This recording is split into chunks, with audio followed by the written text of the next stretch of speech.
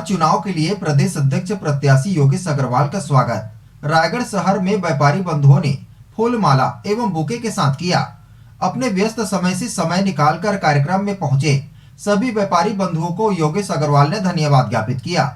मंचस्थ अतिथियों द्वारा दीप प्रज्वलित कर व्यापारी मिलन कार्यक्रम का आरंभ किया गया। इसी कड़ी में योगेश अग्रवाल का स्वागत रायगढ़ शहर के अधिक से अधिक व्यापारी बंधुओं द्वारा फूल माला एवं बुके से किया गया। इससे योगेश अग्रवाल भाव विभोर हो गए। रायगढ़ के व्यापारियों का उत्साह एवं प्यार देखते ही बनता था।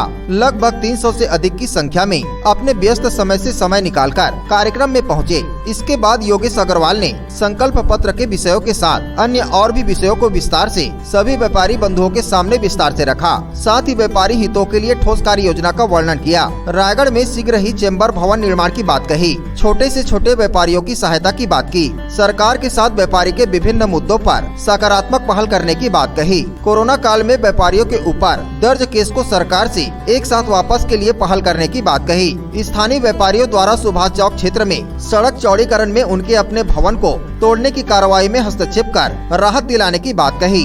योगेश अग्रवाल द्वारा स्वयं भ्रमण कर स्थिति का जायजा लिया एवं रायपुर में शासन प्रशासन के साथ चर्चा करने की बात कही। योगेश अग्रवाल अपने काफिले के साथ लगभग शाम 5 बजे मंगलम पहुँचे। सभी व्यापारी बंधुओं ने ढोल नगाड़े एवं पटाखे फोड़कर स्वागत किया। योगेश अग्रवाल के साथ सभी व्यापारी बंधु फोटो खींचते रहे। कार्यक्रम के पश्चात भी व्यापारी बंधुओं ने विस्तृत रूप से उनके विचार साझा किए। उन्होंने चेंबर के सदस्यों की संख्या बढ़ाने की बात कही। उन्होंने कहा कि प्रदेश के सभी जिलों में चेंबर भवन होगा। थोक व्यापार के लिए अलग से क्षेत्र बनेगा।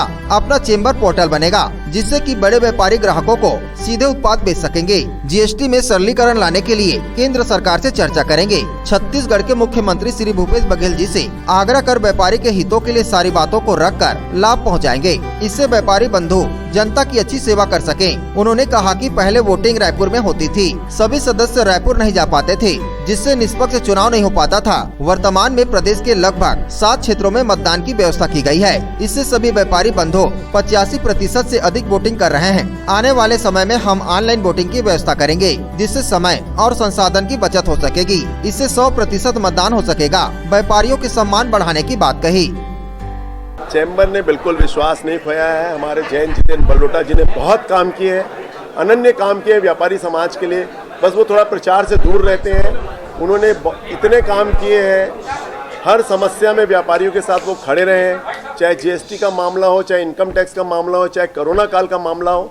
छत्तीसगढ़ चैम्बर ऑफ कॉमर्स लगातार व्यापारियों के बीच रहा है, व्यापारियों की समस्याओं के लिए जूझता रहा है, हमेशा सेतु का काम किया है। आरोप, ये चुनाव का टाइम है, आरोप लगाने वाले कुछ भी आरोप लगा सकते हैं, लेकिन मैं किसी पे आरोप नहीं लगाता क्योंकि मुझे व्यापारियों के लिए काम करना है। मेरे को उनके बीच काम करना है। मुझे आरोप प्रत्यारोप से कोई लगाव नहीं है। मैं तो सिर्फ अपनी योजनाएं लेकर के आ रहा हूं। मैं व्यापारियों के बीच जीएसटी का सरलीकरण कराऊंगा। इनकम टैक्स की जो विसंगतियां उसको दूर कराने का हम प्रयास करेंगे। हम एक हेल्पलाइन शुरू करने जा रहे हैं जिसमें व्यापारियों के लिए 24 घंटा व्यापार के साथ साथ उसके सामाजिक सरोकार भी उसमें जुड़ा होगा। अगर व्यापारी को कोई तकलीफ होती है, कभी वो कहीं बाहर गया, कोई गाड़ी एक्सीडेंट हो जाती है या कोई मेडिकल हेल्प की ज़रूरत है या कोई भी अनन्य परेशानी उसको व्यापार के अलावा होती है, तो उसके साथ में छत्तीसगढ़ चैम्बर ऑफ कॉमर्स खड़ा दिखेगा।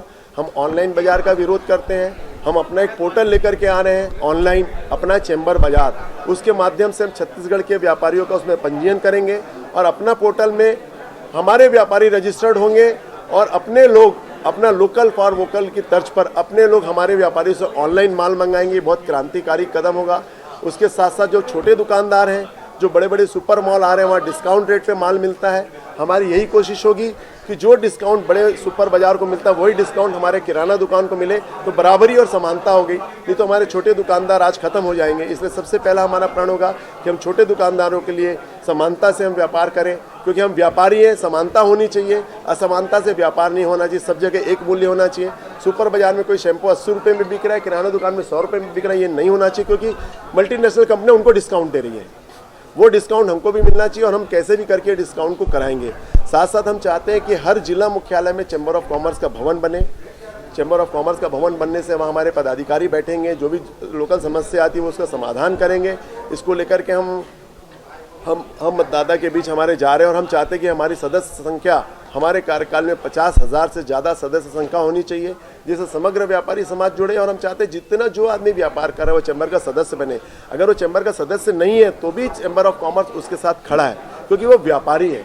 चैम्बर ऑफ कॉमर्स का धर्म है कि व्यापारियों की रक्षा करना, सरकार और व्यापारी के बीच, व्यापारी संगठन के बीच एक सेतु का काम करना, जो हम करने जा रहे हैं। अभी तक सदस्यता जो नहीं बढ़ी है उसके पीछे क्या ऐसे नेगेटिव कारण हो सकते हैं? नहीं, कोई नेगेटिव कोई कारण नहीं है।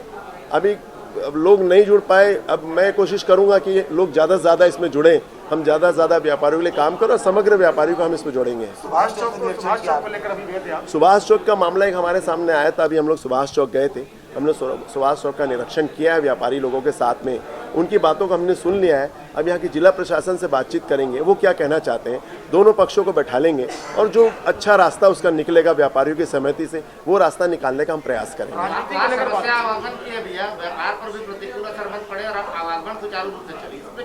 देखिए, मैं ये चाहता हूँ कि जो रायगढ़ के नागरिक हैं उनको कोई परेशानी नहीं, वो सुचारू रूप से उनका आवागमन भी बना रहे। उसके साथ साथ जो हमारे व्यापारी हैं उनकी दुकान भी सुचारू रूप से चल सके, उनको व्यापार करने में कोई परेशानी नहीं हो। क्योंकि शासन प्रशासन से भी हम बातचीत करेंगे कि उनका भी कोई तकलीफ नहीं हो, व्यापारी को भी तकलीफ नहीं हो, क्योंकि रास्ता निकालना पड़ेगा। ये मंथन की चीज़ है, मंथन करेंगे तभी मक्खन निकलेगा। इसलिए मंथन के लिए 1 बार 2 बार 3 बार 4 बार बैठना पड़ेगा और व्यापारियों को लेकर के बैठेंगे। रायगढ़ से सुरजीत कौर की रिपोर्ट, ACN 24।